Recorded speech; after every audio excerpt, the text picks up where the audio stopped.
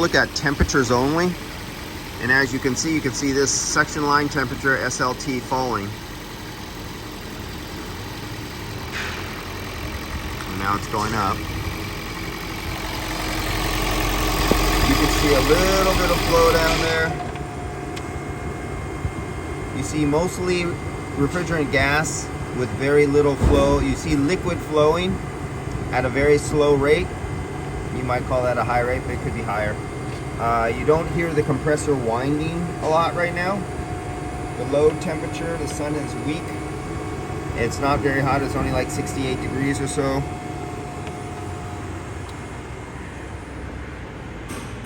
And so we're 51 degrees at the refrigerant line right there. So what I wanted to do is show you an old school method. Okay, so I'm grabbing there. I could feel that it started cooling if I was using my hands, but you cannot see what I feel or feel what I feel. So I put on temperature probe so you can see the difference. 51 degrees, our liquid line temperature coming out of the evaporator, this one right here. I put the probe right here. That's the same line that comes out of that line right there that you see, that liquid line right there. So that line is that line right there. We have 71 degrees coming out of there. Let's see what our compressor temperature is right now. It hasn't been running long. If I could connect to it somewhere easily is keep my hand away from a moving pulley down there, so when the engine starts up, I don't get a little surprise.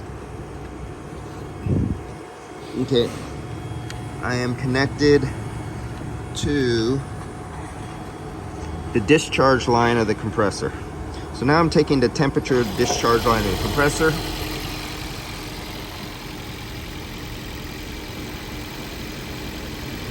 (105 degrees). So this is what you would do. In your PT chart, if this was a full system, you would look up R134, you'd go to your PT chart and cross-reference it if this was a properly working system, and the pressure would basically tell you the temperature would, and going on a PT chart would tell you what the pressure is at that point. Now if I took that over here, we know we're 71 degrees.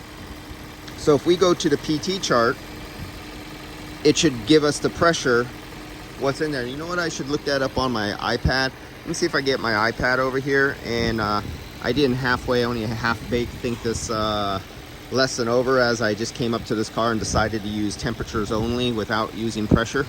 I'll get my iPad and we'll start this over again because I don't have all my sensors in. I just changed my mind at a whim, saying, hey, I'm gonna do temperatures only.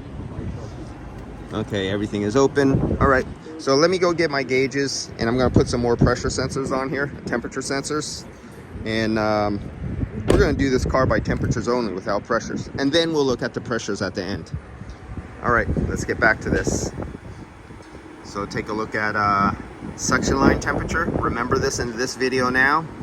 This is the compressor discharge temperature, 115 psi, and our liquid line coming out of the condenser was 74. All right, see you back next video. Let's look at some temperatures.